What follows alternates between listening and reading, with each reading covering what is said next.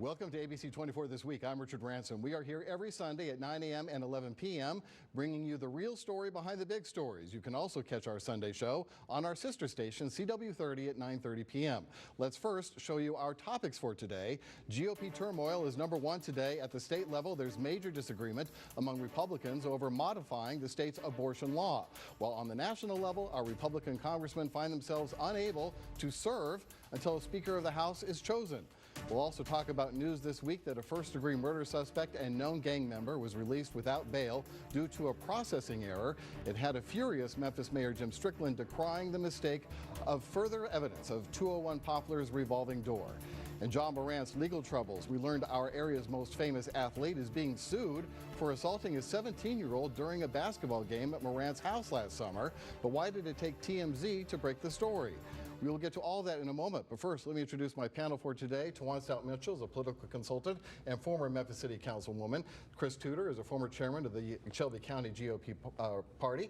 And we also have Otis Sanford, ABC 24 political analyst. So we'll start with the news of the Republican turmoil.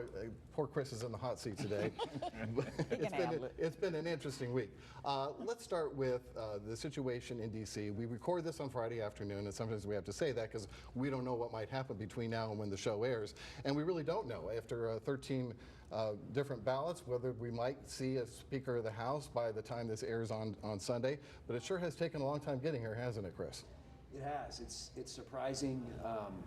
I think probably if you asked Kevin McCarthy, he's probably surprised. Ultimately, there are three things that have happened, and I'll list them, and I think, descending order, what's most likely. The first being he makes enough concessions and gets the votes, and it happens. The second is you have hardliners who are going to hold the line. It doesn't matter what concessions are given, and they have to find a fallback. Maybe that's Steve Scalise. There's some other names floating around. And then the third option, which I think is pretty unlikely, is that if you found a moderate Republican that would be palatable to some Democrats, then you could get the majority. I think he's probably eventually going to get it, right? At some point, people are going to tire of showing up, and then the threshold is lower. And the pressure builds on those that are holdouts. That's right. Yeah. That's right. Okay.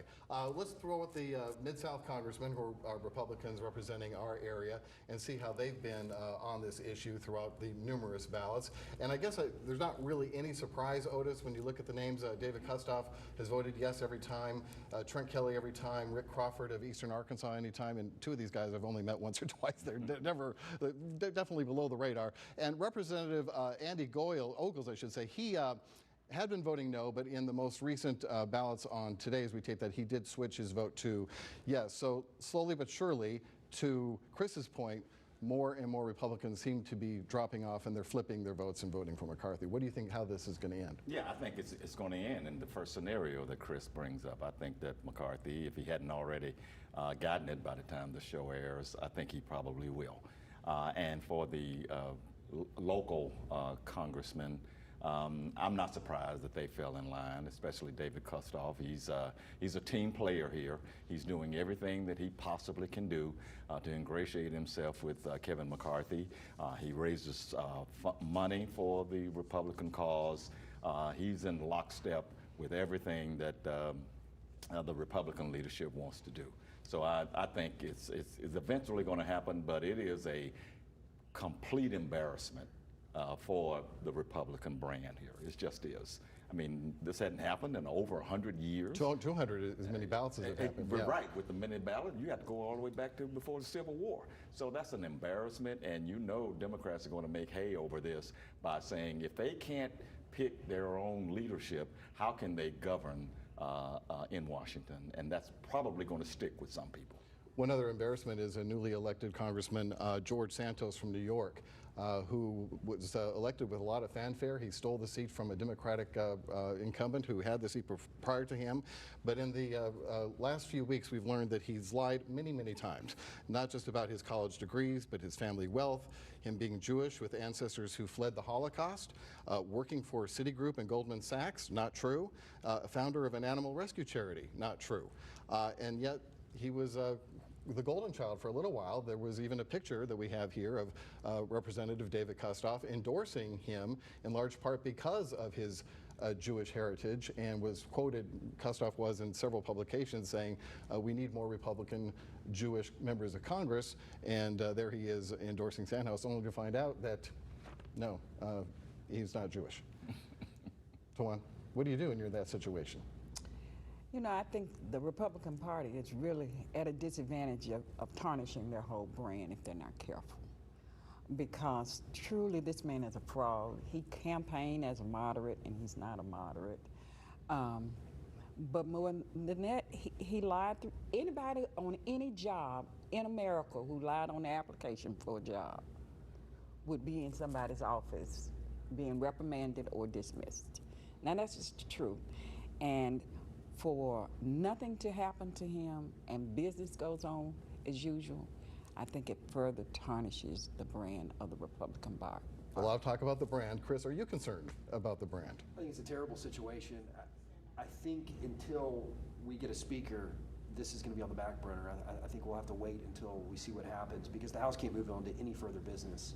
But it's pretty wild that he was able to hoodwink everybody. I mean, even the national media did not pick up on this, and this is the New York metro area, right? You've got a lot of one or two reporters. Yeah, you've got a couple reporters, and that this really wasn't picked up until after the election.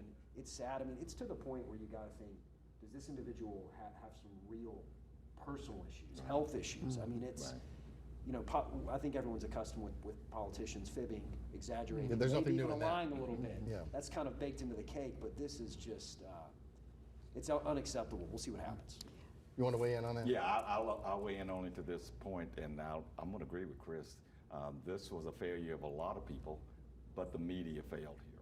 Now, local media, their small newspapers did cover the story, They did. but it didn't get any traction, primarily because they were off doing other things. They were looking at the bigger picture of whether the Republicans were going to take back the House and Senate, and nobody was looking at this. This was a failure of the media, and I've been a proud member of the media for 45, almost 50 years, Richard, and this is a failure here.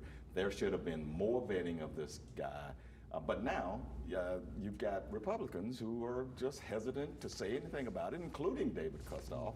He gave a quick interview with the Flyer the other day, and he was hesitant to criticize him.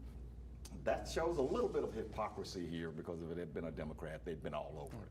So again, I just think that there are a failure among a lot of people, but certainly the media has a responsibility here to vet these candidates and see what happens. There's a lot of I don't know, angst going on in Nashville as well amongst the Republicans, who some feel it's time to modify the state's abortion law, which allows for no exceptions, including rape or incest or the life of the mother, and maybe we should throw those exceptions into the law.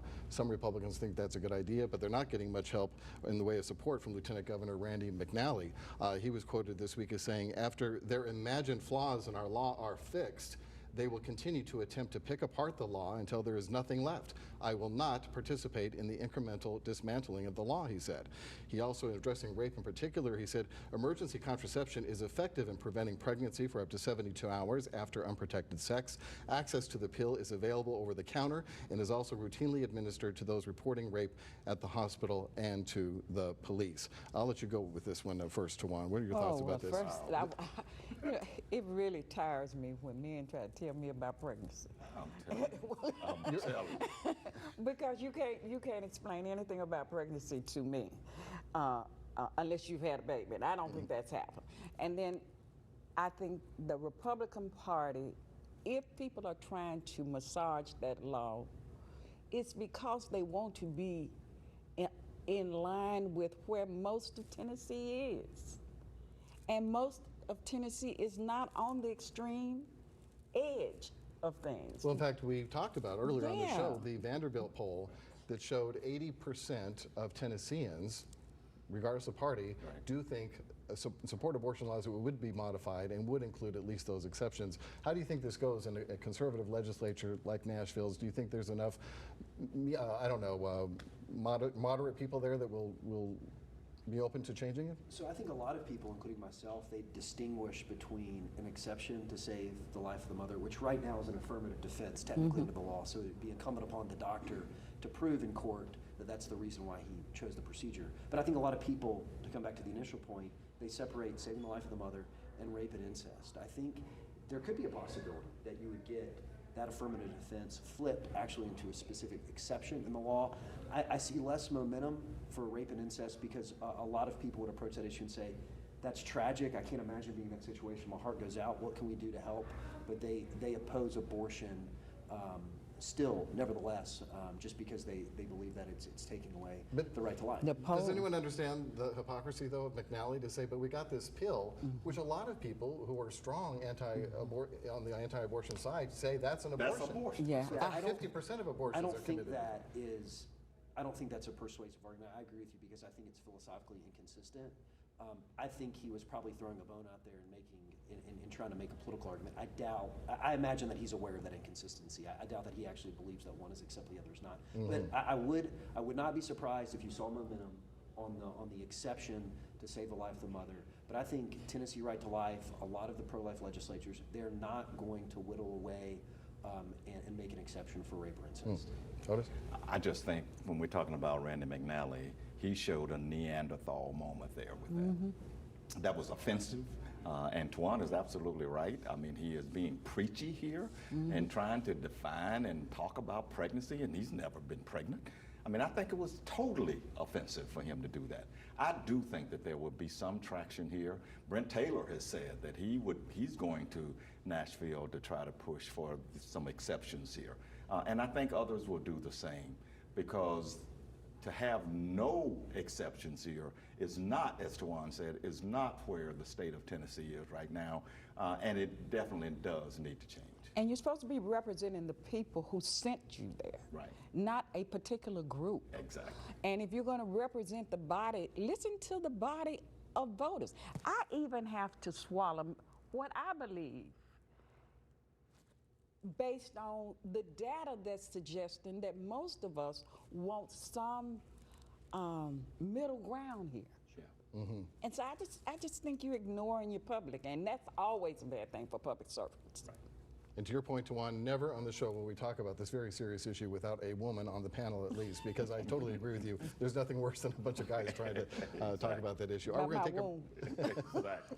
we're going to take a break. When we come back, we're going to talk about some other controversies going on, this time dealing with the release of a prisoner who is accused of murder, right after this.